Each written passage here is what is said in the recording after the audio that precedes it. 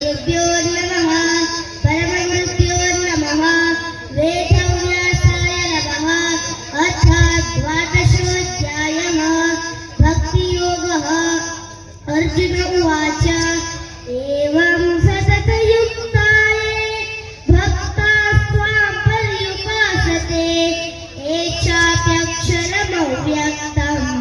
तेषां के योगवित्तमाः श्रीभगवानुवाच मय्यावेश्य मनो ये मां नित्ययुक्ता उपासते श्रद्धया परयोपेतास्ते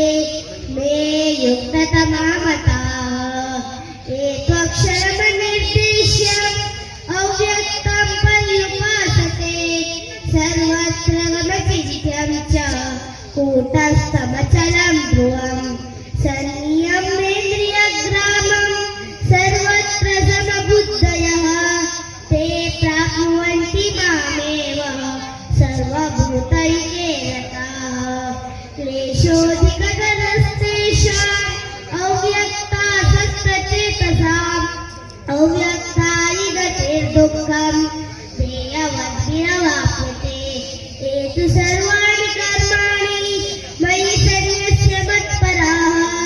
अनन्येनैव योगेन मां ध्यायन्त उपासते तेषामां समुद्धर्ता मृत्युसंसारसागरात् भवामि नचितार्पार्था मया वेशितचेतसाम् अथ चित्तं समादातुं न शक्नोषि मयि स्थिरम् अभ्यासयोगेन ततो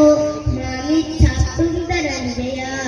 अभ्यासेत्य समर्थोषि मत्कर्म परमो भव मदर्थमपि कर्माणि कुर्वन् सिद्धिम्